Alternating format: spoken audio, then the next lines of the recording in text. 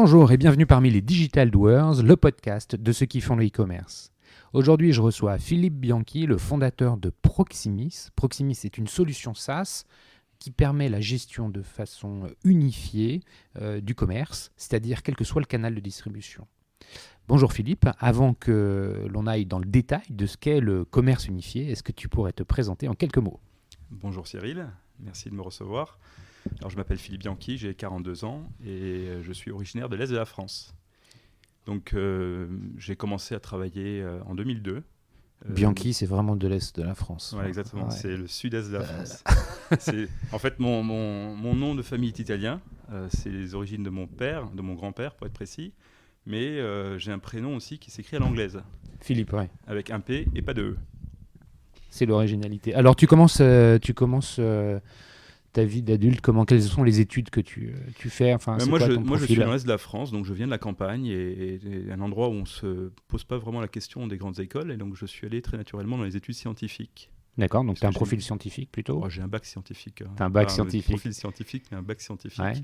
Et je me rends très vite compte que c'est pas pour moi. Et très très vite, je bifurque vers le commerce. D'accord. Donc là, j'ai un cursus universitaire classique. D'accord. Et ça m'a amené d'abord à voyager, pas mal, puisque je pense que j'ai dû voyager 25% de mon temps en tant qu'Erasmus, des stages D'accord. en Asie, en Europe. Ce goût pour le voyage, c'était l'attrait de ce que tu connais pas, des autres. Ouais, je pense que j'avais pas beaucoup voyagé jusqu'à mes 18 ans, Ouais. puisqu'on était effectivement souvent en vacances en France, donc pas beaucoup à l'étranger, donc c'était effectivement peut-être ça. Ouais. Et donc j'ai voyagé assez fréquemment pendant mes études. Et ça a duré donc 4-5 ans, et à mon retour, je me suis vraiment rendu compte que il fallait que je travaille dans une société à taille, on va dire, humaine, parce qu'en fait j'avais fait pas mal de stages, notamment chez LVMH en Asie, et c'était un stage très intéressant, mais c'était pas fait pour moi. Les grosses structures, c'est Ouais. pas là où On s'exprimait pas. Ouais. On n'avait pas beaucoup de latitude, je trouvais, et donc je voulais pas ça. Et à mon retour, je me suis tout de suite rapproché d'une structure en Alsace qui avait besoin de 109 et qui m'a à l'époque fait confiance, un peu naïvement, je dois le dire, pour réorienter une activité qui était Donc, très focalisée grand compte. D'accord. Alors, c'est quoi cette entreprise ? C'est une entreprise qui s'appelait Swing. D'accord. Swing Mobility. Dont le métier était de. Le métier à la base de la société qui portait ce projet avant, qui s'appelle Swing, c'était une société tech qui s'appelait NetTech. D'accord. NetTech était orientée vraiment spécialisée dans les systèmes de type mainframe, les OS 390, les AS 400, que Les beaucoup gros de gens systèmes, connaissent encore Mhm. et qui existent encore aujourd'hui. Mais ces systèmes-là, en fait, à partir de 2001, notamment la chute des tours à New York, a finalement engendré quelque part un arrêt des prestations de services autour de ces systèmes. Et la société pour laquelle finalement je travaillais a décidé de s'orienter plutôt vers le mid-market.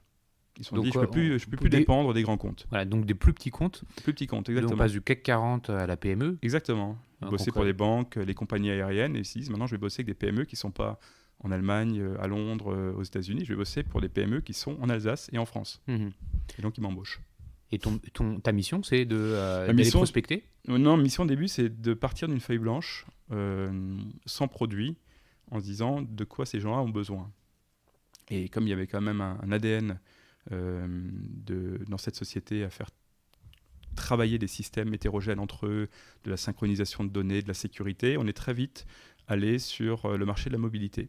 Le marché de la mobilité, à l'époque, c'était des smartphones sous Windows qu'on mettait entre les mains de vendeurs. En quelle année on est là ?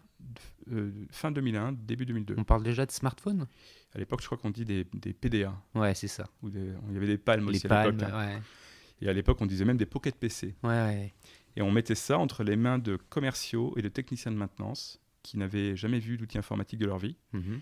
Et on leur disait, à partir de maintenant, tu vas avoir toutes tes informations clients, toutes tes informations de vente, toutes tes informations d'impayés, toutes tes informations de stock ou d'intervention technique lorsqu'il s'agissait de techniciens, et tu vas pouvoir travailler avec et prendre des commandes.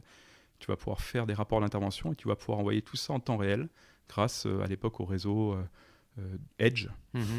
Vers des systèmes de RP pour les synchroniser, pour éviter effectivement 3 semaines de délai.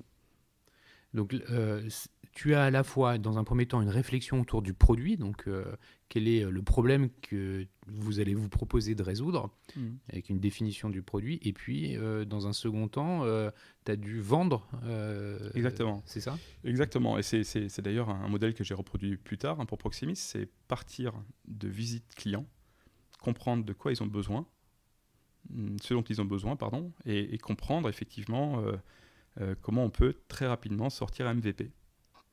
Et ce MVP, finalement, avant de le matérialiser techniquement, on l'a matérialisé par des maquettes PowerPoint. On allait les retourner les voir quelques semaines après en disant tenez, si j'ai bien compris, c'est ça qu'il vous faut. Et on leur faisait le show à tel point, c'est tellement bien fait, tellement précis qu'ils pensaient que le produit était prêt. D'accord, C'est donc que ça de la c'est maquette. intéressant, c'est cette approche de proof of concept aussi, on dit, hein, Ouais. concrètement arriver à proposer le produit qui fonctionne le mieux pour les clients. Exactement, on avait développé 0 ligne de code et nous avions déjà vendu un premier client à pas loin de 100 000 euros. Ah oui. Et du coup, la suite de la prospection commerciale, elle se fait assez facilement ou il y a des embûches? C'est moi déjà qui prospecte Ouais, à ouais. l'époque, donc vraiment Mais le marché réagit comment? le marché réagit comme tout marché en early stage, hein, Ouais, c'est ça. c'est-à-dire avec beaucoup d'intérêt mais peu de signatures. Mhm. Et donc on se rend compte que c'est un marché en évangélisation et qu'on n'est pas encore sur un marché d'adoption. Mhm. Donc il faut ramer. Et on a ramé pendant quelques années. On a fait 6-7 belles affaires les 2 premières années. Et très rapidement, on s'est associé à des investisseurs locaux qui ont permis d'investir dans l'entreprise et de la développer un peu plus vite. D'accord. Et là, vous avez étendu votre zone de chalandise, entre guillemets, Voilà, donc ça pour va un peu aller... plus vite, effectivement. Et puis après, tu as plus facilement accès à des partenaires. Et puis petit à petit, la société s'est vendue à un ER-piste. D'accord. Là, combien de temps tu restes dans cette société? Je reste dans cet univers-là pendant 4 ans. 4 ans. Donc on arrive vers 2005, quelque chose comme ça. Là, il y a un nouveau... Et 2005, je veux être à mon compte. Je ne sais pas comment faire. J'ai envie d'être libre, de redémarrer quelque chose. Et je me décide pour un projet d'association. C'est marrant cette gradation étape par étape. Tu passes d'abord des grosses structures LVMH en Asie, puis une structure plus moyenne où déjà tu as une forme de liberté sérieuse. Où je fais beaucoup de choses. Tu fais beaucoup de choses, et puis finalement, ça te titillait, tu devais le savoir, vouloir être à ton compte. Mais j'étais pas actionnaire en fait. Ouais. J'étais un entrepreneur, on va dire, Ouais. mais sans action. J'étais jeune, jeune fougueux, j'avais 24 ans, donc j'ai appris beaucoup de choses en très peu de temps. Et en fait, en 2005, je décide de m'associer dans un projet que je sais, un projet artisanal, un petit projet, mais qui me permet de me mettre à mon compte avec un associé à l'époque qui a beaucoup d'expérience. Et on décide pendant quelques années de développer une activité de génération de leads dans le B2B pour les gros éditeurs ou des gros intégrateurs qui ont des commerciaux un peu pantouflards, on peut le dire, qui ne savent plus prospecter. Là, tu deviens chasseur, et on voit le lien en fait avec finalement la deuxième partie de ton expérience précédente où tu as dû démarcher pour vendre justement les solutions PDA, smartphone. C'était ça à la fin quand même. Tout à fait. Je pense que la grosse partie du succès qui nous a permis de passer des étapes jusqu'au financement et ensuite la vente de la société est liée au fait qu'on est capable au début de toucher le marché et de parler aux bonnes personnes. Donc sans téléphone et sans prospection, aujourd'hui la prospection est un peu différente en 2019, mais en 2002 il fallait prendre son téléphone et il fallait cibler des gens. Et je reviens sur 2005, donc en 2005 vous vous lancez à deux avec quelqu'un qui a de l'expérience, c'est-à-dire j'imagine le réseau, c'est ça? Alors un peu... Pas tellement de réseau. C'est le lead generation. C'est plutôt quelqu'un qui a une grosse expérience d'exécution et une expérience d'entrepreneur. D'accord. Donc il sait comment il faut faire pour rapidement être à l'équilibre, faire des marges, développer le chiffre d'affaires avec ses clients, parler à son client. Et finalement, quand on a 24 ans, c'était mon âge à peu près, ou 26, 27 à ce moment-là, on a de l'expérience, mais on a assez peu d'expérience. Et lui en avait beaucoup, et donc pendant 3 ans, on s'associe. Et ce projet-là, finalement, nous a permis de très bien vivre, hein, parce que quand on a des clients qui ne savent pas prospecter, qui dépendent effectivement de leads pour développer leur business, ils sont très, très demandeurs. Et donc, nous, on avait des très, très bons leads. C'était certes artisanal, c'était fait en petit comité, mais c'était très quali. Et donc, on les vendait très cher. Génial. Donc, on les vendait très cher à des gros éditeurs et des gros intégrateurs qui étaient sur des modèles de... Comment vous faisiez alors concrètement pour...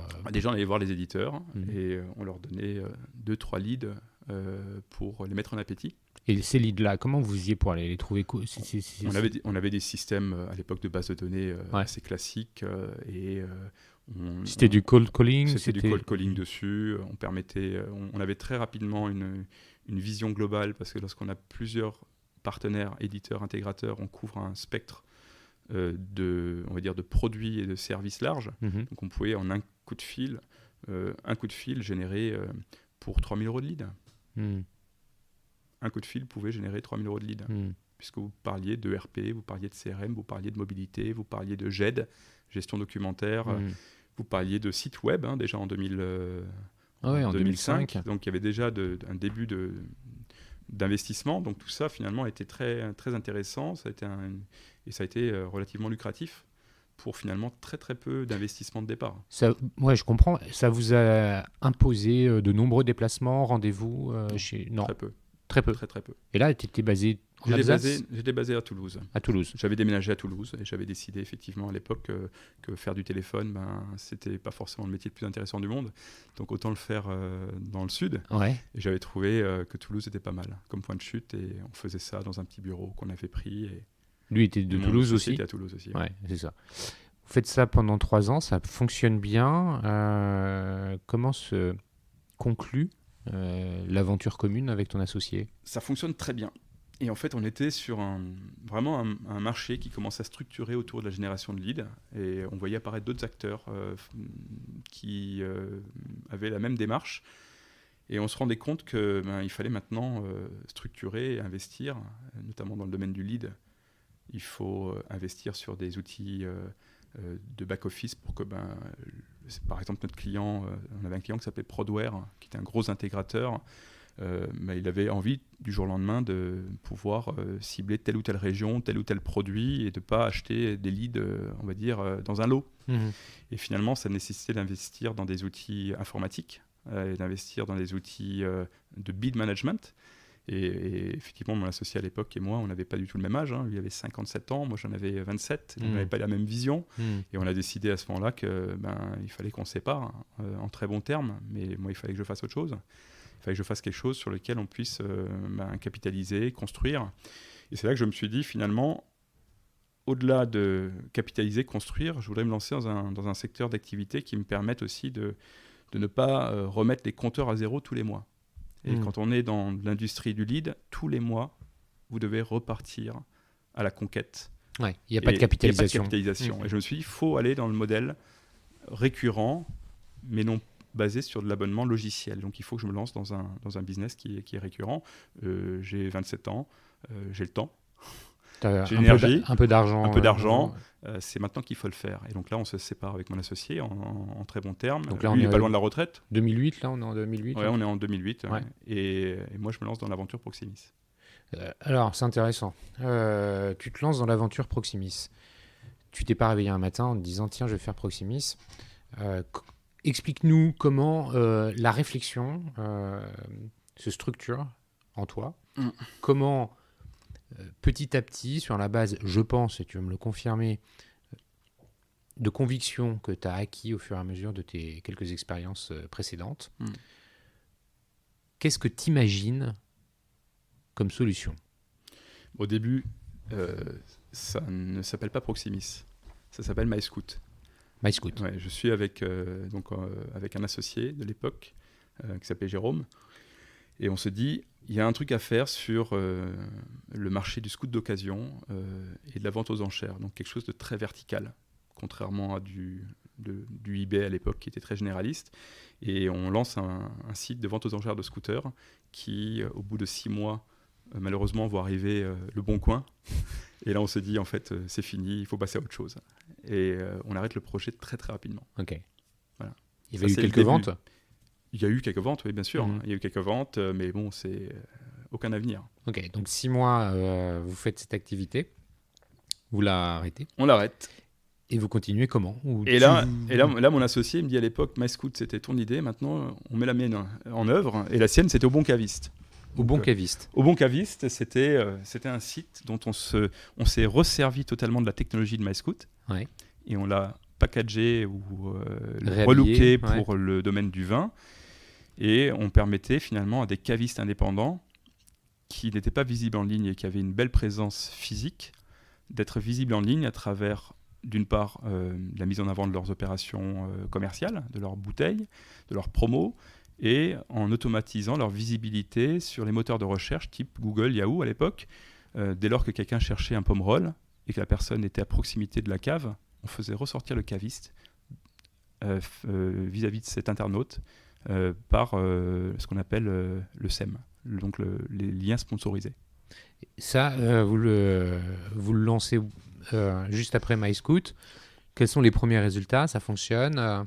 Alors, premier résultat, engouement total des cavistes, jusqu'au moment où on leur demande de payer. Et là, on comprend que ça va être compliqué. Le business model, c'était quoi? C'était un abonnement mensuel, je crois 80 € par mois. D'accord, quels que soient les leads générés ou pas. On assurait de la visibilité, parce que sur les Ouais. 80 € par mois, on avait de la visibilité sur Google, Yahoo, c'était des liens sponsorisés, donc on assurait effectivement de la visibilité. Le modèle était intéressant, mais il n'était pas adapté aux cavistes, qui étaient quand même une population assez lente en termes de réflexion. Ils viennent de la Terre, ces gens-là, donc ils ont beau se plaindre effectivement de l'arrivée de pure players comme Millésima, Château Online, 75 centilitres, à la fin, ils n'étaient pas forcément enclins à bouger. Mhm. Donc, Donc, l'aventure, comment elle vit? et donc l'aventure, déjà, en parallèle de ça, on cherche à lever des fonds. Mais pour MyCaviste. Exactement, c'était un peu en parallèle du lancement et des premiers, on va dire des premières actions de démarchage. Et Là, on se est rend en compte- 2008? Là, on est déjà en fin 2009, Fin 2009. Ouais. Mi-2009 pour être précis. Et on essaie de lever des fonds, on fait une dizaine de visites de Business Angel et on se rend compte que ça va être compliqué. Le contexte économique, il est comment en 2009? Il est défavorable. C'est ça. Puisque moi j'étais à Toulouse à l'époque, avec ce projet-là, on a essayé d'aller voir notamment des organismes comme la BPI, comme le font beaucoup d'entrepreneurs. On se rend compte qu'avec la crise de 2008, l'argent allait plutôt à la restructuration à Toulouse, vous pensez bien, de l'activité aéronautique et tous les sous-traitants de l'aéronautique. Donc on se retrouve à avoir d'autres perspectives que soit de signer rapidement du business significatif pour s'autofinancer, soit d'aller voir des BA, soit de refaire un pivot. Autofinancer l'entreprise, c'était compliqué à 80 € par mois avec des cavistes. Lever des fonds, c'était très compliqué. On en a fait 10, on a passé certains tours, mais c'était plutôt négatif. Il nous restait à envisager le pivot. Et ce qu'on fait finalement en 2009, c'est qu'on se dit, bon, l'idée de réunir le physique et le web, elle n'est pas débile. Il se trouve qu'à l'époque, on commençait à voir des moteurs de recherche comme Google annoncer que le local était important, qu'il fallait aussi commencer à référencer les produits qui étaient en stock dans les magasins. Donc on a senti cette tendance arriver en Europe. Et on s'est dit, le local, à l'intérieur du digital, ça a du sens et ça va intéresser les gros acteurs. Donc, au lieu d'aller voir les cavistes indépendants, on va déjà commencer à aller voir Nicolas. On va commencer à aller voir Intercave. Mais on va aussi aller voir Intersport. On va aussi aller voir Bricorama. On va aller voir tout un tas d'acteurs qui ont une maturité, qui sont organisés, structurés en réseau. Et on va leur raconter cette histoire. Et au lieu de partir en vacances, on repart à la prospection en 2009 et on prend, en l'espace de 2-3 semaines, une douzaine de rendez-vous sur Paris. Donc là, vous prenez votre bâton de pèlerin et vous allez voir ces chaînes, ces réseaux de marques ou de retailers. Exactement. Pour leur dire, nous avons une solution qui va permettre de mettre en avant et de faire la promotion des articles en vente dans les points de vente de votre réseau. Exactement. C'est ça? On leur dit, vous avez un site e-commerce. D'une part, il convertit très mal, moins de 1%. Les 99% des gens qui viennent sur le site cherchent autre chose. Ils cherchent très probablement à préparer une visite en magasin. Vos magasins sont aux abonnés absents de votre site e-commerce. Ils ne sont pas présents. Il n'y a même pas les horaires d'ouverture. Il faut donner de la valeur à ce client, à cet internaute qui vient et qui prépare un achat magasin. Il faut valoriser vos magasins en proposant des services qu'on appelait à l'époque du web to store, donc e-réservation, click and collect, qui permettaient à l'internaute de savoir ce qu'il peut trouver en magasin. Et ça, comment qu'est-ce que vous aviez développé pour pouvoir proposer ça? Puisque j'essaye de faire le lien entre MyCaviste, tel que tu me l'as présenté tout à l'heure, qui consiste à faire la promotion des offres de chacun des cavistes qui avaient envie de faire la promotion de son offre, moyennant un abonnement. Oui. Là, il n'y a pas de techno majeur sur ça. Enfin... Et on a pu réutiliser pas mal de techno. D'accord. Parce que quand vous adressez la problématique du local pour le caviste et que vous la transposez au réseau, vous utilisez les mêmes bases de données de stockage, les mêmes outils d'interrogation de stock, les outils de géologue, et ainsi de suite. Globalement, on a dû réécrire une partie du produit, mais on a repackagé un certain nombre de modules. Non, par contre, pour vraiment intéresser, séduire le client, on ne lui a pas parlé de bon caviste. Non. Tu t'imagines bien. On a d'une part donné un nom au produit, on l'a appelé Proximis. Donc là, c'est le virage. C'est le virage et c'est la naissance de Proximis. C'est la naissance de Proximis. C'est la structuration de son ADN de base. C'est ça. C'est ça. C'est là que ça commence. Là, on est donc en 2010. On est l'été 2009. L'été 2009. Voilà, l'été 2009. Donc au bon caviste, poubelle. Ouais. Et Proximis apparaît sur les présentations PowerPoint. Et on commence à prendre des rendez-vous. Et on a réussi à choper, je crois, sur une semaine, bien organisé, une dizaine de rendez-vous à Paris. Et là, on va voir tous ces acteurs dont tu es avec ton associé d'origine toujours. Exactement, on y va. Et très rapidement, on signe notre premier bon de commande. Avec qui ? À l'époque, c'était avec Intersport. Ouais. Donc, à Intersport, vous leur avez vendu une solution qui va permettre... de réserver en magasin, ou même de payer en ligne et de retirer sur le stock du magasin en 1 heure. Qui va permettre de réconcilier finalement le magasin et le e-commerce. C'est ça. C'est un peu ça. C'est ça. Intersport a déjà un outil. Intersport a déjà un outil d'e-commerce. Concrètement, vous, comment vous faites pour brancher votre techno, parce que là, vous l'avez vendu, mais vous n'avez encore jamais réalisé concrètement la chose. Je l'ai présenté sous forme de maquette. Ouais. Je ne lui ai pas réellement dit que le produit n'était pas encore prêt. Ouais. Il s'en doutait. À l'époque, la personne qui nous a fait confiance s'appelait Arnaud Coppel. Et il nous a vraiment, vraiment soutenus. Et il a dit, bon les gars, ce que vous faites, c'est génial. Si je devais le faire sans vous et le développer moi-même, ça me coûterait beaucoup plus cher. Et en gros, pour arriver à une expérience d'achat en ligne en retrait magasin, il me faudrait 15 clics pour le faire. Je choisis une carte de France, je choisis une région, je choisis un département, je choisis un magasin. Et à la fin, j'interroge des stocks. Si j'ai pas de bol, il n'y a pas le stock. Donc il faut que je recommence le process. Et ça, c'était vraiment l'expérience qu'il était capable, lui, de développer avec son agence et sa solution de e-commerce. Ouais. Et nous, on arrivait, on disait, attends, tu colles un petit... On appelait ça un JavaScript. Ça s'appelle toujours un JavaScript, mais à l'époque, on en parlait un peu moins.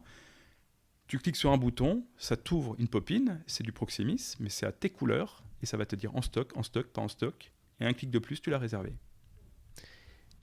Ça, c'est la promesse dans l'UX que tu lui vends. Et c'est vrai que pour un e-commerçant, c'est très séduisant de réduire la friction qu'il y a dans l'expérience d'achat et de joindre le digital et puis le physique avec les magasins. On comprend bien en fait pourquoi il réagit positivement.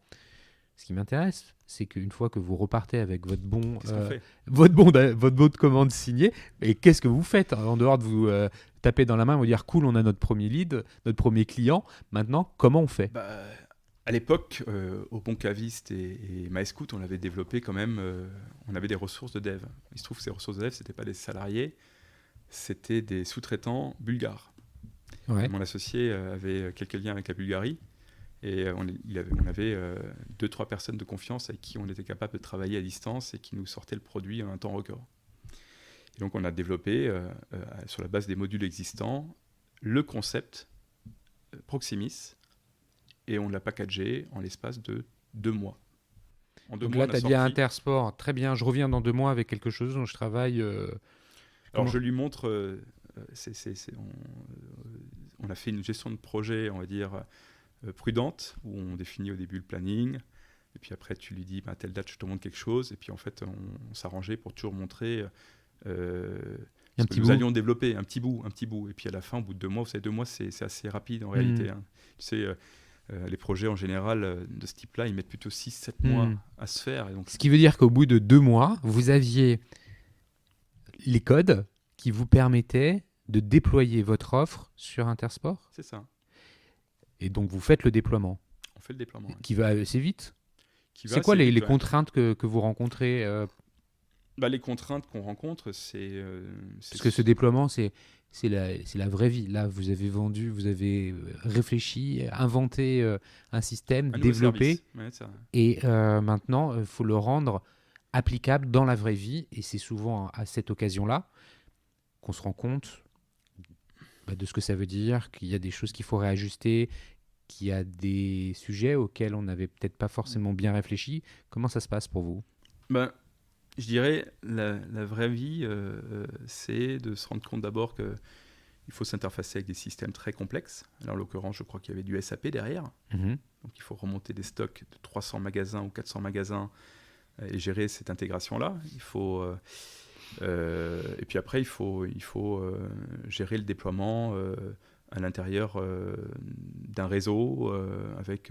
Et ça veut dire quoi, gérer le déploiement à l'intérieur d'un réseau ? Concrètement, ça veut dire... Concrètement, je ne sais pas si c'était aussi... Je ne me suis plus souvenir si c'était aussi difficile chez Intersport que chez d'autres, mais au début, on rentre quand même dans les réseaux des outils digitaux et on demande à des vendeurs de traiter des commandes qui viennent du site e-commerce, qui concrètement sont des internautes que le vendeur en magasin ne voit pas.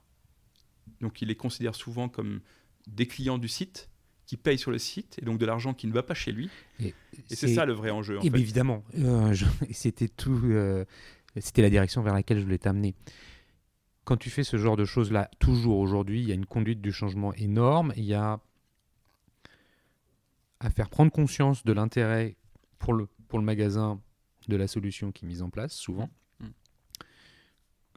Comment vous faites pour accompagner Intersport dans la conduite de son changement ? Alors, je crois qu'Intersport était assez bon élève. Il faut quand même se dire qu'Intersport est une grosse structure. Donc, effectivement, nous, on découvre au début ces enjeux de changement. Donc, on n'est pas préparé. On les découvre. Bien sûr. On vient de sortir le produit, on vient de le livrer, on vient de le finir il y a 3 heures. On n'a pas pensé au next step. Ouais. Donc, heureusement qu'Intersport était un gros client. Il était organisé. Donc, ils avaient certainement en interne, je ne sais plus comment ça s'est passé à l'époque, ça remonte un petit peu, mais des gens qui étaient chargés d'aller prêcher la bonne parole en magasin, de convertir, de former. Donc, il y a des ressources internes qui étaient là pour vous accompagner en fait, dans ce déploiement. Exactement. Vous avez beaucoup travaillé avec eux. D'accompagner les magasins. Oui, les magasins. Nous, on descend de la techno, mais on n'était pas à l'époque chargé du rollout. On était chargé de fournir une solution technologique. Mais c'est un sujet intéressant puisque plus tard, on va vers des comptes plus petits et là, le sujet s'est posé, la question s'est posée. Des comptes plus petits qui ne sont pas organisés comme un Intersport ou comme potentiellement un Leroy Merlin ou un Decathlon de leur côté, n'ont pas les ressources et le temps, on va dire, la bande passante pour aller accompagner ce changement en magasin. Et donc là, on a un nouveau rôle à jouer et ça se passe un peu plus tard. D'accord. Je dirais qu'Intersport était plutôt bon élève. Alors, attends, avant qu'on aille plus tard, Intersport, première expérience, vous apprenez beaucoup. J'imagine que parallèlement, vous devez améliorer le produit, les fonctionnalités, les éventuels bugs qu'il devait y avoir. Il vous en faut d'autres, des clients. Écoute, très rapidement, on a signé d'autres. Très rapidement, on a signé d'autres parce qu'Intersport, effectivement, c'est le premier à nous faire confiance à l'époque. Je crois que nous avons signé dans la foulée Bricorama. Je crois qu'on a signé Feu Vert très rapidement. On a signé des projets de plus en plus significatifs. Et vous êtes toujours à Toulouse et vous faites les allers-retours à Paris ? Alors, à ce moment-là, je suis encore à Toulouse. Et mon associé est à Strasbourg. Ok. Voilà, et les clients sont à Paris. Donc c'est une configuration qui n'est pas simple. Non. Mais on arrive à le faire. Et je décide en 2010, très rapidement, de monter à Paris. Donc tu t'installes à Paris, tu gères un nombre de clients qui va croissant. Vous êtes toujours dans l'organisation avec les développeurs basés en Bulgarie? On commence à avoir 1 ou 2 développeurs à Strasbourg. Donc géré par ton associé. Ouais. Comment ça se passe, cette période où vous êtes en recherche de traction? Comment ça se passe? Moi, je suis à Paris et là, je me rends compte que les choses sont beaucoup plus simples quand on est à Paris. Les rendez-vous sont de la veille au matin, on voit beaucoup de monde et là, finalement, ça démarre très vite parce que le sujet sur lequel on avait finalement investi, convaincu un certain nombre de clients, ça devenait un sujet de fond. C'était ce qu'on appelait le Web to Store, c'est-à-dire que tous les spécialistes du marché, en 2010-2011, ont commencé à dire le web, ce n'est pas uniquement un canal pour acheter en ligne et se faire livrer à domicile. C'est aussi un endroit où le consommateur découvre une marque, un ensemble d'expériences qui permet au consommateur de préparer un achat en magasin. Et les marques doivent s'organiser pour accompagner le consommateur vers le magasin et du même coup réconcilier le magasin avec l'e-commerce parce que l'e-commerce a commencé réellement dans le retail à partir de 2008, si ma mémoire est bonne. De 2008 à 2010-2011, les magasins ont très mal vécu l'arrivée de l'e-commerce. Bien sûr. Donc ils se disent, là, moi, retailer, j'ai une formidable occasion d'une part de faire la paix avec les magasins, de montrer que l'e-commerce n'est pas un ennemi mais un ami, et aussi de développer mon business. Parce que si je convertis que à 0,80% en ligne, potentiellement avec du web to store, je pourrais convertir à 2,5. Et donc, ça, tu le comprends assez vite. Je comprends très vite. Cette comment dire, réaction du marché ou cette réalité de marché. Combien de temps vous restez dans l'organisation, toi à Paris, ton associé en Alsace avec ces 2 développeurs et puis le reste développé en Bulgarie? Combien de temps ça perdure, ça? Écoute, la Bulgarie, on a arrêté assez vite. À partir du moment où on avait des ressources internes pour le faire, c'était quand même plus simple à gérer. C'était aussi un peu plus quali.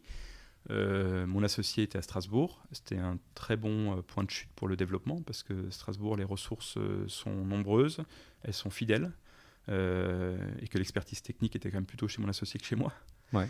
Et moi, j'étais à Paris, là où se passe le business. Et combien de temps et donc, cette organisation? Cette organisation, elle est restée puisqu'on est toujours à Strasbourg. Ouais, mais vous avez aujourd'hui vous êtes plus que 4. Oui, d'accord. Ce que je veux dire. L'organisation à 4-5 est restée une année. Après, on a grandi. Je pense 2011-2012, vous commencez à grandir. 2012, on est déjà une quinzaine. Une quinzaine. Qui sont ces 15 personnes, elles sont majoritairement ce sont des profils techniques, développeurs. Technique. Il y a très peu de commercial là-dedans. D'accord. C'est toi qui représente oui. la sales team avec peut-être quelques... Moi, j'ouvre des portes et je me faisais aider par moment par mon associé parce qu'il y avait un sujet un peu technique. Donc là, tu signes de plus en plus de clients. Au bout de 3 ans, tu en as combien à peu près Au bout de 3 ans, on en a 25. 25. Et des comptes assez intéressants. Là, on est en 2013, quelque chose comme ça. C'est ça. Ça se passe bien. T'es content? T'as levé de l'argent? J'ai pas levé d'argent. Et là, on se rend compte que... Alors, on est content parce qu'on signe des comptes et t'as enfin trouvé un marché. On s'autofinance. Et là, je commence à voir arriver des concurrents.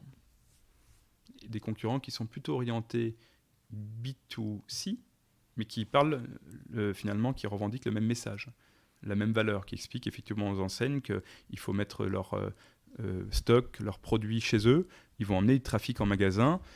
Et à ce moment-là, je n'ai pas levé d'argent. Ces gens-là commencent à en lever. Donc je vois 2-3 levées de fonds se faire. Et je me dis, il va falloir qu'on lève de l'argent, parce qu'on a beau avoir un bon produit, avoir été le premier, on va dire faire avec 1 million d'euros, c'est quand même pas la même chose que de faire avec, à l'époque, notre capital social était de 13 000 euros, je crois. Donc on avait investi 13 ou 20 000 euros dans la boîte. Et donc on commence à faire le tour des popotes, nous aussi, pour lever des fonds.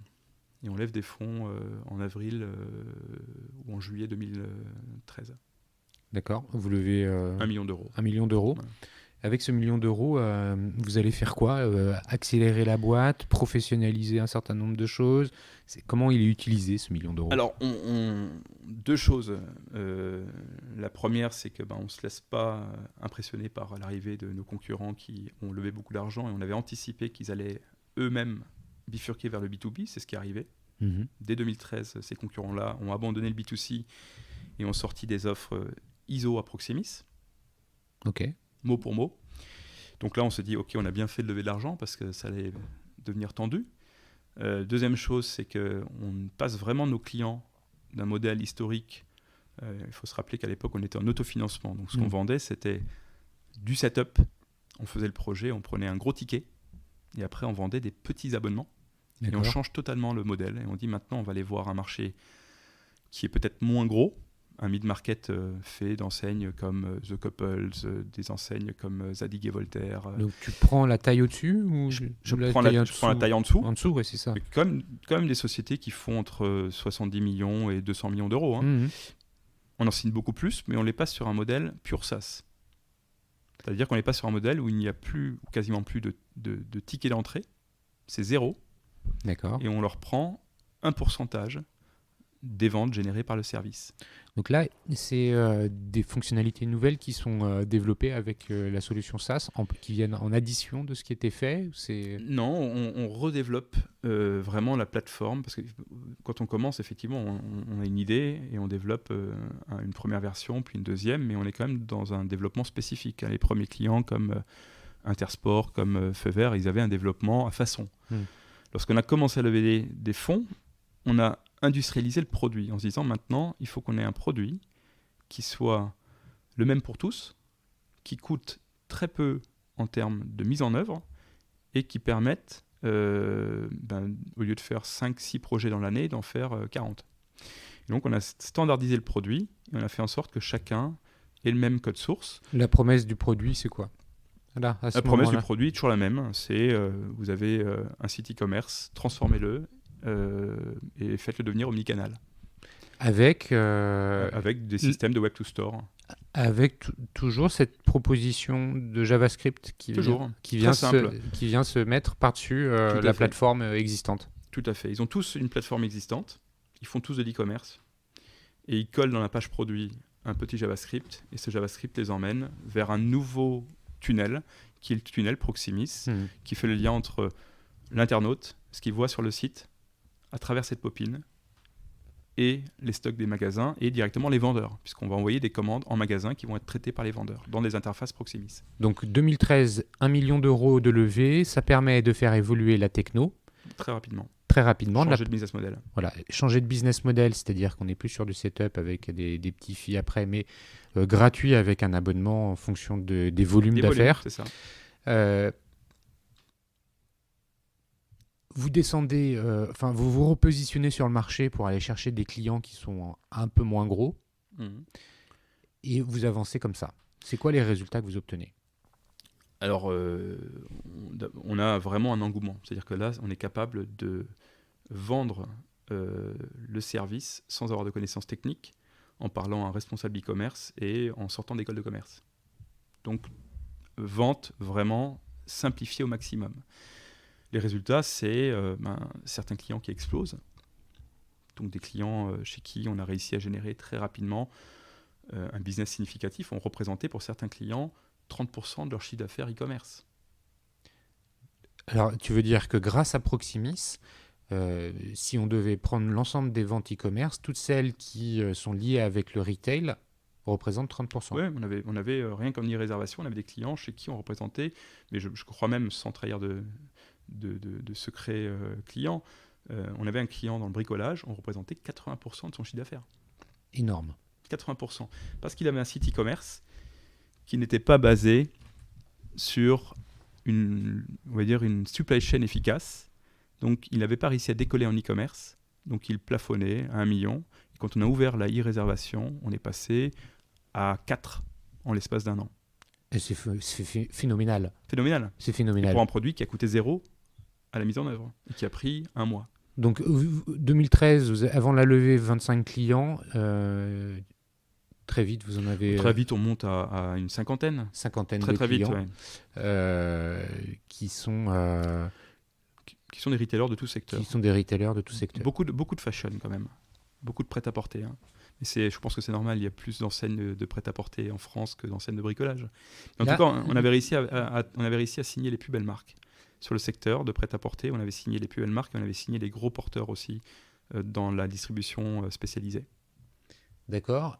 Votre plateforme, aujourd'hui, tu l'as définie comme étant une plateforme de commerce unifié. C'est la terminologie que tu utilises. Et je l'aime beaucoup parce qu'elle est très parlante. À cette époque déjà, c'est la terminologie que tu utilisais. Ah, pas du tout. Non, pas du tout. On parlait de Web to Store à l'époque, on parlait d'omnicanal. Hein. Depuis 3 ans, il y a un petit changement qui s'est fait dans l'approche marché, Tu peux nous en dire un peu? Plus qu'un petit changement, une révolution.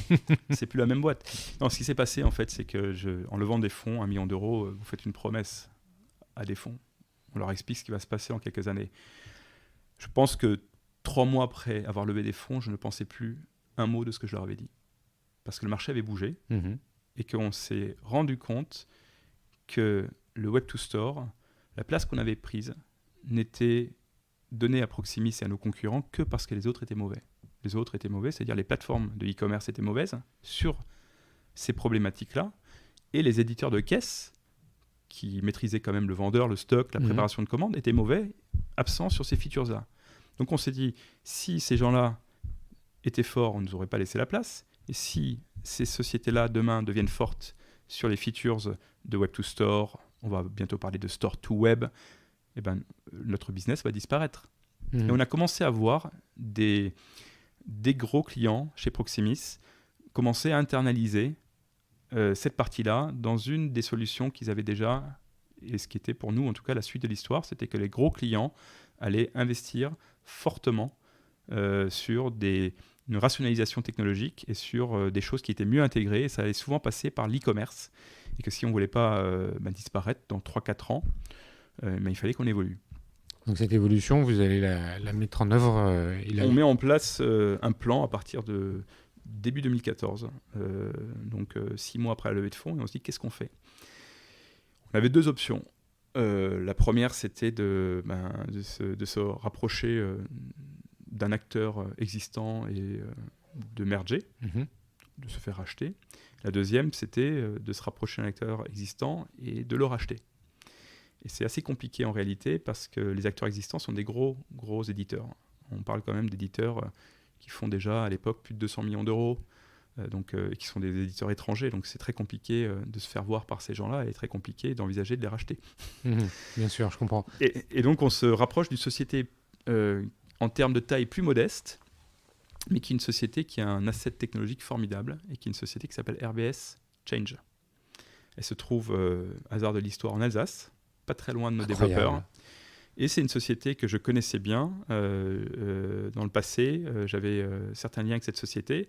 Et cette société avait un actif techno qui était une plateforme de e-commerce qu'elle avait très très tôt orientée vers le retail et vers les problématiques d'omnicanal. C'est d'ailleurs la seule technologie sur le marché qui à l'époque équipait des clients comme Aubert, elle équipe toujours Histoire d'Or aujourd'hui, Afflelou, Rossignol. Cette techno-là, en fait, on n'a jamais réussi à rentrer en tant que Proximis, puisque les clients en étaient contents et disaient « je n'ai pas besoin de vous, je sais déjà gérer le Web to Store ». On est rentré à l'époque dans toutes les technologies, de Magento à Salesforce, à Ibris, à ATG, Oracle, mais on n'a jamais réussi à rentrer chez un client qui avait du RBS Change. Donc cette techno-là, on se disait, elle ne doit pas être trop mauvaise. Et il se trouve qu'elle appartenait à une société à l'époque qui avait plusieurs activités et qui ne valorisait pas du tout cet actif. Elle n'a pas réussi à en faire quelque chose, on va dire. Elle avait fait un très beau produit, mais d'un point de vue commercial, c'était une activité parmi tant d'autres et elle n'était pas stratégique pour cette société. Du coup, vous la rachetez?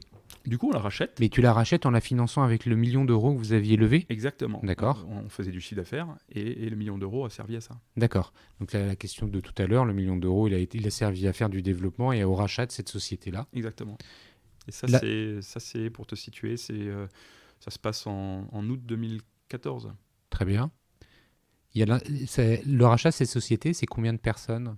c'est 5 personnes. 5 personnes que vous intégrez à l'équipe strasbourgeoise de Proximis. Et là, vous avez une offre de produits qui est différente. Alors au début, on a une offre de produits futurs qui sera différente à développer. Mais on a une activité quand même. On venait d'investir de l'argent pour redévelopper la solution de Web2Store. Donc on avait des clients qu'on venait de signer.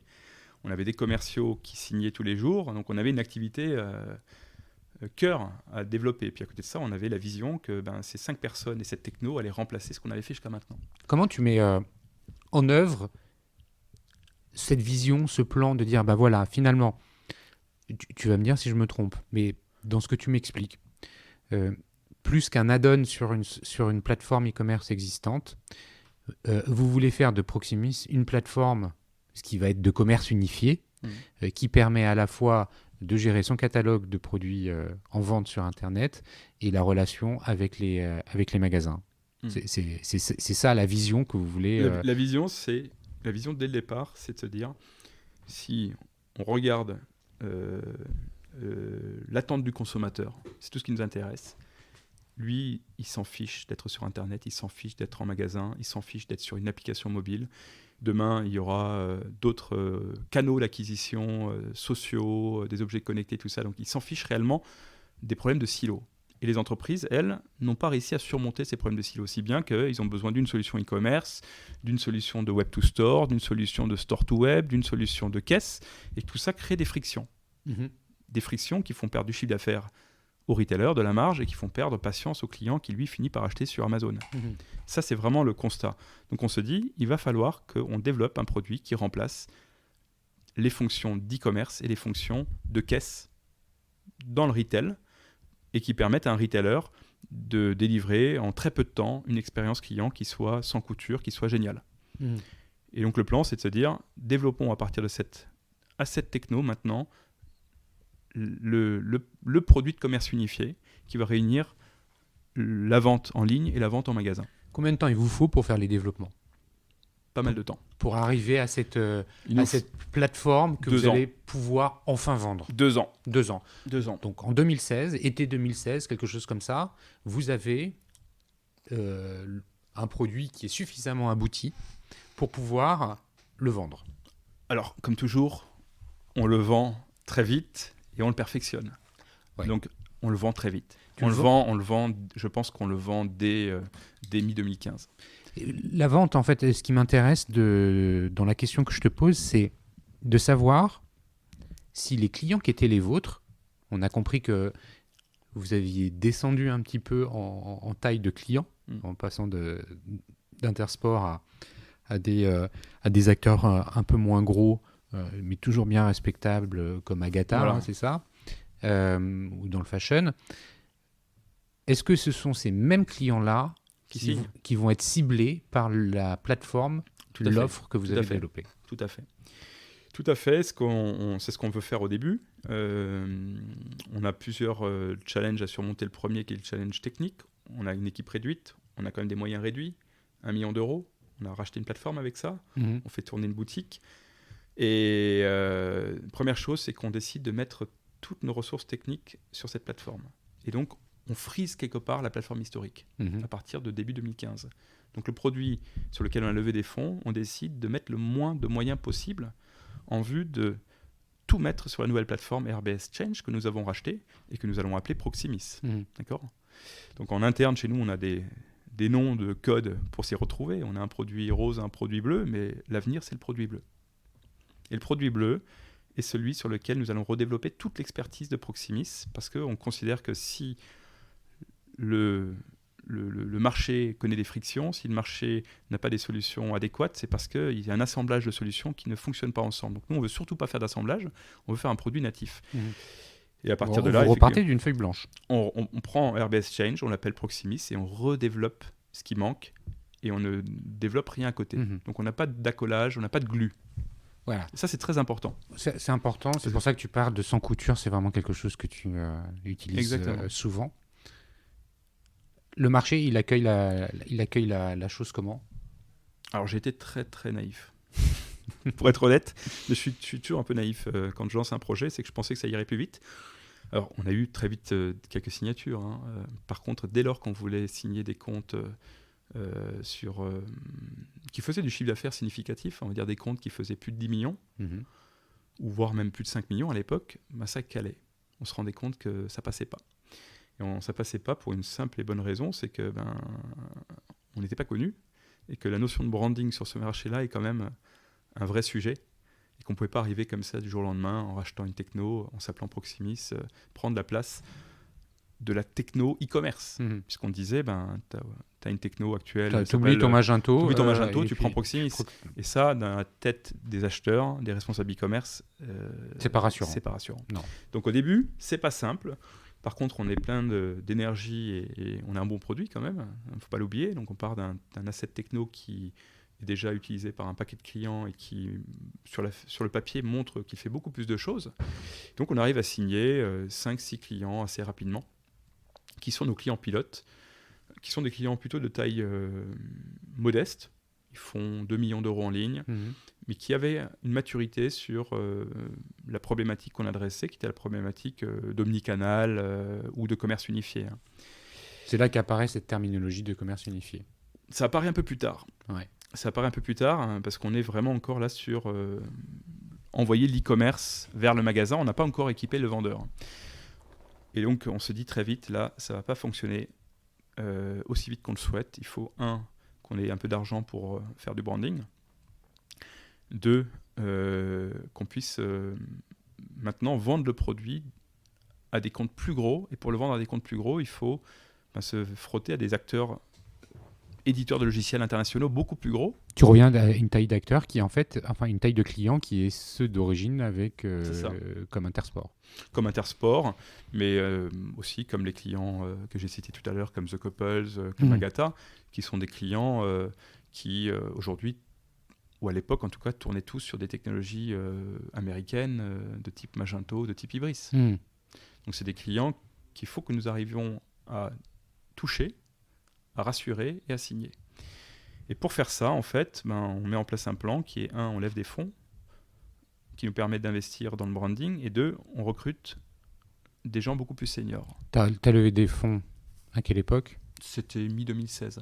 Mi-2016, tu lèves combien ? 5 millions d'euros. 5 millions d'euros, qui va te permettre de structurer ton entreprise à la fois sur la partie commerciale, sur la partie commerciale. Et marketing. Hein. Oui, un peu sur le produit aussi, mais commercialement, on avait très peu investi. Donc là, l'idée, c'est de pénétrer l'écosystème e-commerce, faire apparaître la marque Proximis et développer une stratégie de commercialisation auprès des clients cibles. Tout à fait. C'est ça. Donc il y a des recrutements pour aider qui sont faits avec des personnes, des profils qui ont une certaine... Beaucoup plus senior. Voilà, beaucoup plus senior. Alors, on a effectivement changé totalement les équipes. C'est-à-dire que les équipes, en 2018, 2019, n'ont plus rien à voir avec les équipes qu'on avait à l'époque.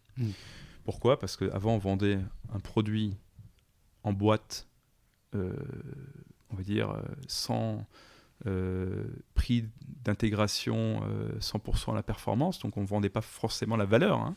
On vendait... un quick win, hein. C'est comme ça que d'ailleurs les clients l'appellent, je veux un quick win, je veux rapidement générer du chiffre, il faut que ça fonctionne après-demain, à une vente de valeur. Il faut qu'on adresse des comptes qui ont un problème stratégique, qui est qu'ils sont concurrencés par des pure players, que pendant plusieurs années, ils leur ont couru après et ils se sont trompés. Les pure players seront toujours meilleurs qu'eux. Ils ont oublié dans cette course qu'ils avaient des magasins. Ces magasins-là sont des vrais assets. Par contre, ils sont absents du parcours digital, ils perdent du trafic, ils perdent des ventes, ils perdent de l'intérêt, et donc il faut vendre de la valeur à des players de plus en plus gros, et particulièrement à la direction générale. En leur faisant quoi comme type de promesse ? Quelque chose du style, avec notre solution, vous replacez le magasin au centre ? On leur explique, oui, très concrètement, on leur explique que l'heure n'est plus à vouloir faire de l'e-commerce. L'e-commerce, c'était 2008, 2013. L'heure n'est plus non plus de créer des silos et de faire vivre des frictions consommateurs. L'heure est de prendre ses forces, prendre son ADN et le valoriser à travers les technos digitales. Et ça passe par capter le client où qu'il soit. Il peut commencer en ligne, il peut finir en magasin, il peut passer par le mobile, il peut éventuellement faire un passage par les réseaux sociaux. Il faut que le consommateur soit adressé de la même façon. Et il faut que ce qu'il retrouve sur les différents canaux, en termes de données, en termes de prix, en termes de panier de vente, se suivent. Une Il faut pas qu'il y ait une expérience interruption. d'achat qui soit complète, quel que soit le canal de distribution, ou le moment qui est choisi, quel que soit le moyen de livraison. Moi, j'aime dire, il faut que le panier colle à la basket du consommateur. Le consommateur, où qu'il aille, le panier le suit. Ouais. Et pour ça, en fait, conceptuellement, l'e-commerce est mort. Parce que le concept de l'e-commerce, c'était d'avoir une plateforme qui gérait des données propres à l'e-commerce, avec des produits propres à l'e-commerce, avec des prix propres à l'e-commerce, avec des promos propres à l'e-commerce. Et tout ça, avec un panier de vente propre à l'e-commerce, préparer donc les commandes dans un entrepôt central propre à l'e-commerce, souvent dans une structure juridique propre à l'e-commerce, et tout ça stocké dans une technologie, dans le front, dans l'expérience client. Or, si on considère que le client peut passer du site e-commerce à une cabine d'essayage, à Instagram pour finir en magasin, il faut sortir l'intelligence du site, il faut le stocker et il faut l'unifier. Donc il faut, à partir de ce moment-là, unifier les données clients, les données produits, les données prix, les données stock, les données d'historique d'achat, d'historique de retour. Et il faut que le consommateur, quel que soit le canal, il ait accès aux mêmes informations. Et lorsqu'il met un produit au panier sur le canal web, il retrouve ce produit dans le panier, dans le canal Instagram. Donc, et ça, en fait, ça consiste à changer quelque part l'architecture des solutions. Et c'est ça qu'on a porté sur le marché. Alors on comprend bien la proposition de valeur qui est fondamentale, les enjeux qui sont les vôtres. Et effectivement, vous vous confrontez à des acteurs de grande taille, de grosse taille. Il y a deux questions qui me viennent en fait. Combien vous avez de clients aujourd'hui ? Et parmi ceux-là, quels sont ceux qui sont symptomatiques de la réalisation de la vision ? Alors on a 70 clients aujourd'hui qui sont des clients dont on va dire une trentaine ou une vingtaine ont été acquis ces 2 dernières années par les équipes seniors dont j'ai parlé à l'instant. Donc les équipes seniors, c'est des gens finalement qui sont passés par des très grosses boîtes américaines ou allemandes et qui ont vendu du soft e-commerce à des directions générales. C'est sur ça qu'on a investi et pour permettre effectivement d'expliquer cette vision et cette valeur à une entreprise qui, au début, ne connaît pas Proximus et qui doit nous acheter à la fin. Et pour ça, il faut des gens de très bon niveau qui savent expliquer cette valeur et qui savent la démontrer. Et donc, en 2 ans, on a réussi à signer effectivement des clients significatifs. Et pour répondre à ta question, je pourrais te citer Jouet Club, qui a réussi en 7 mois à transformer totalement un e-commerce qui était basé, tiens-toi bien, sur 361 sites. Non. 360 sites. Un par jour ? Comment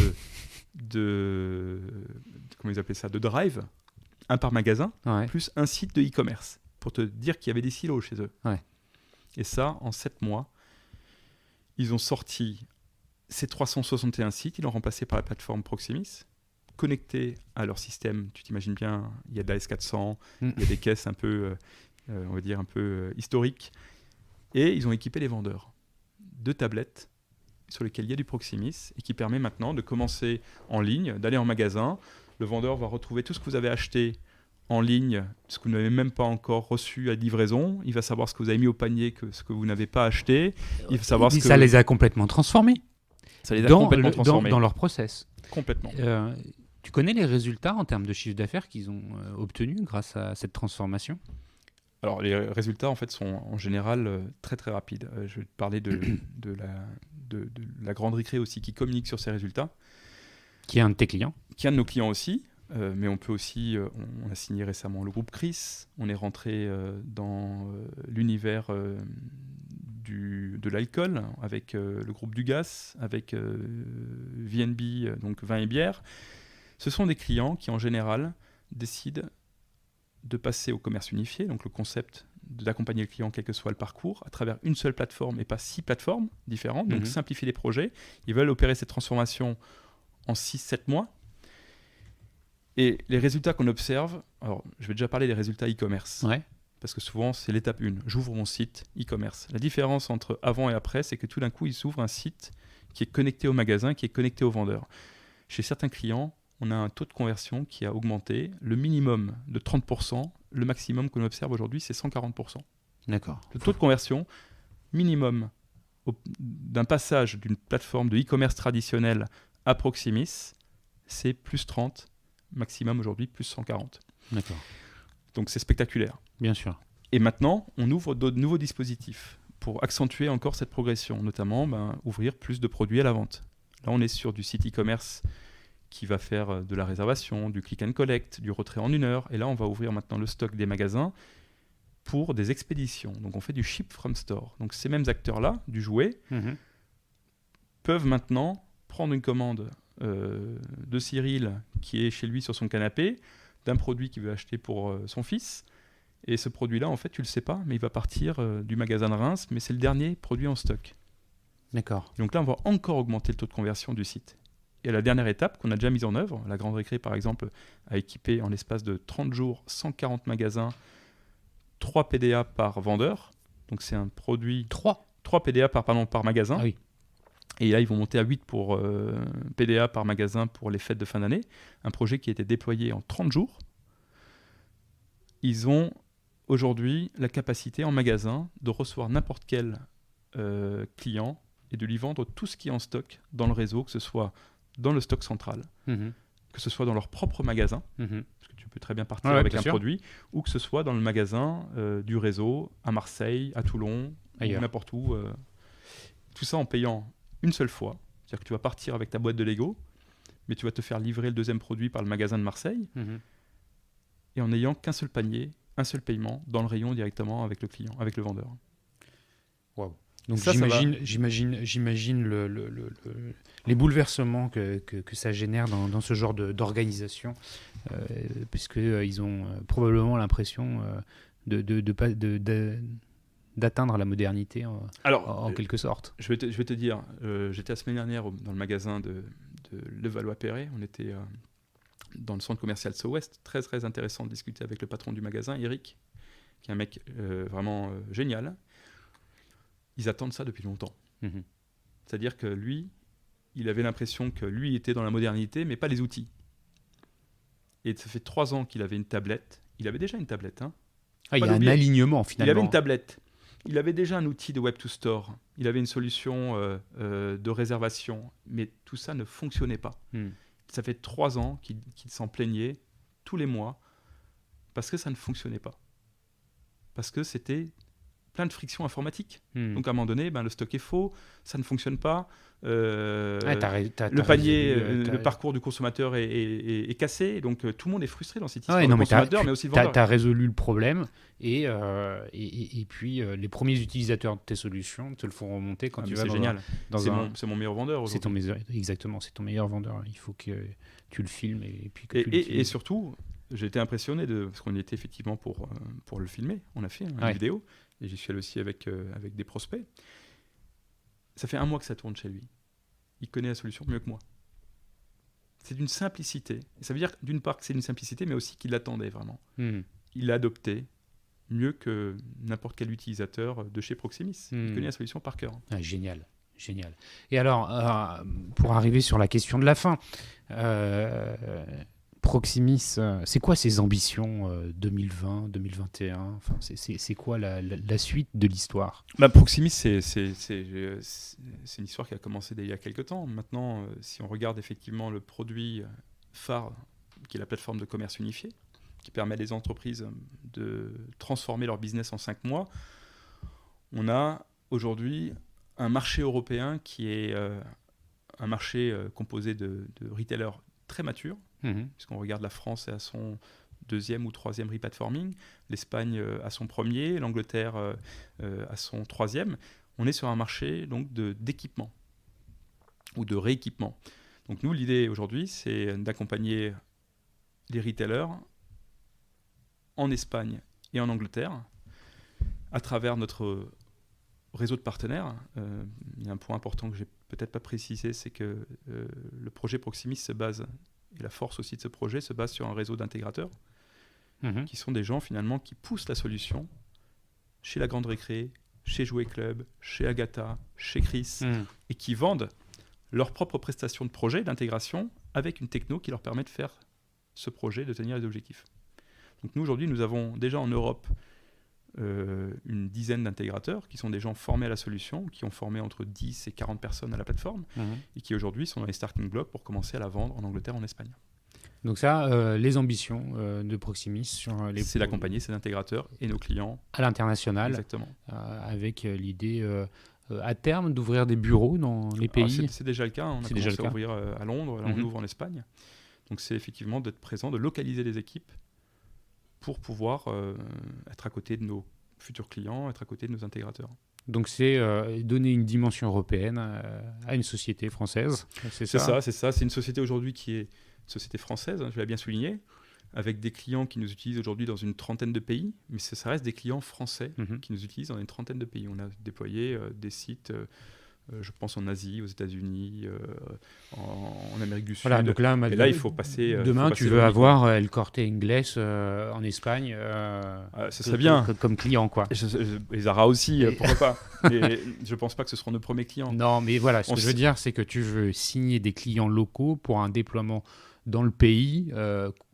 Tout à fait. Et aujourd'hui, tu as franchi la première étape de l'international avec des clients français qui ont une présence dans ces pays Tout à fait. et que tu accompagnes de façon complètement naturelle. Mm. Maintenant, l'idée, c'est d'aller chercher des clients espagnols, des clients anglais et Tout à demain, fait. peut-être des clients allemands, italiens. Tout à fait. En fait, on a démarré il y a 1 an des petits investissements pour sentir un peu les pays. Et on a ciblé ces 2 pays. Donc on y a passé beaucoup de temps. Ouais. On a des partenaires déjà sur place, c'est ce que je te disais. Ça, Ouais. c'est vraiment un facteur clé de succès Oui, bien sûr. important. Et là, on s'est rendu compte au fil des contacts. Par exemple, hier soir, on a fait un événement à Londres où on a réuni une quarantaine de retailers. Et ça s'est passé effectivement sur le thème du commerce unifié. Donc on sent à la fois qu'il y a de la traction, qu'il y a de la demande. Et maintenant, concrètement, on nous demande comment on avance.